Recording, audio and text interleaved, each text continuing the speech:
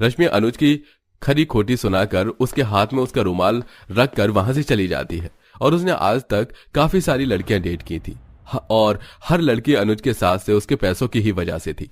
लेकिन रश्मि जैसी गरीब लड़की के अंदर इतनी खुददारी देख वो अनुज को पहली नजर में ही भाग गई।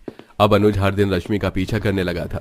वो देखता था कि कैसे इतनी गरीबी में भी रश्मि अपने परिवार को 2 वक्त की रोटी खिला रही है। अनुज अब जरा देरी न करते हुए रिश्ता लेकर सीधा रश्मि के घर पर चला जाता है। तुम्हें उस दिन की बेइज्जती कम पड़ गई थी क्या, जो वापस यहाँ चले आए? निकलो मेरे घर से। देखिए, उस दिन के लिए मैं माफी चाहता हूँ। मुझे घुमा फिरा कर बातें करनी नहीं आती हैं, इसलिए मैं सीधा आपके परिवार से मिलने चला आया। मैं आपकी बेटी से बहुत प्यार करता हूँ। उनकी ईमानदारी और खुददारी मुझे भा गई है, इसलिए मैं उससे शादी करना चाहता हूँ। मैं जिंदगी भर खुश रखूंगा। उसके परिवार के बारे में जानकर रश्मि के माता पिता रश्मि का रिश्ता फौरन अनुज के साथ कर देते हैं और सादगी भरी तरीके से अनुज रश्मि से मंदिर में फेरे लेकर शादी कर लेता है। रश्मि बेटा, तुझे देने के लिए इस गरीब माँ बाप के पास कुछ नहीं है। वो तो न जाने हमने ऐसा कौन सा पुण्य किया था जो तुझे ऐसा जीवन साथी मिल गया।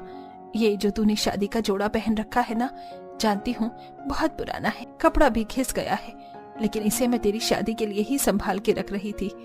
इसे ही अपनी माँ का दहेज और प्यार समझकर हमेशा संभाल कर रखना। आप नहीं जानती कि ये मेरे लिए कितना अनमोल है। इसके सामने तो पैसे, हीरे, सोना चांदी का कोई मोल नहीं है। अपना ख्याल रखना, मैं आप लोगों से मिलने आती रहूंगी। अपने गांव से रश्मि अपने परिवार से विदा लेती है और अनुज की महंगी सी गाड़ी में बैठकर उसके साथ उसके घर पहुंच जाती है।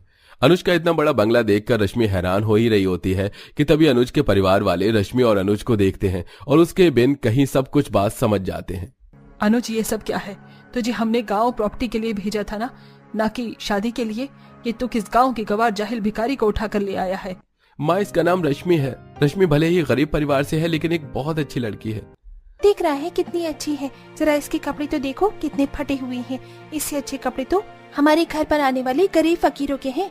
हम कहाँ पैसों के कपड़े पहनने वाले और कहाँ ये। रश्मि से मैं बहुत प्यार करता हूँ। अगर इस घर में रश्मि नहीं रहेगी तो मैं भी यहाँ से चला जाऊंगा। अनुज इस परिवार का इकलौता बेटा था। इसके चलते अनीता और महेंद्र न चाहते हुए भी साक्षी को अपना लेते हैं। ऐसे ही दिन गुजरता है और आज साक्षी का उसके ससुराल में पहला दिन होता है। साक्षी अपने मायके से लाए हुए अपने फटे पुराने कपड़ों को पहनकर कमरे में बैठी होती है। तभी साक्षी के सास और नंद उसके कमरे में आती है। ऐसा नहीं लगता कि हमारे इस बड़े से शाही महल में कोई नौकरानी रहने आ गई हो? उसके कपड़ों में से भी कितनी गंदी बदबू आ रही है। आज तुम्हारी अनुज की रिसेप्शन पार्टी है। हमारे बहुत अमीर दोस्त आने वाले हैं। उस पार्टी में अपना ये फटे कपड़े पहनकर मत आ जाना। हम मेड के हाथ से पैसों का बना हुआ एक गाउन भिजवा रहे हैं। चुपचाप से उसे पहनकर तैयार हो जाना। खबरदार किसी को भी बताया कि तुम्हारा बैकग्राउंड क्या है। घमंडी सास और नंद वहां से चली जाती है।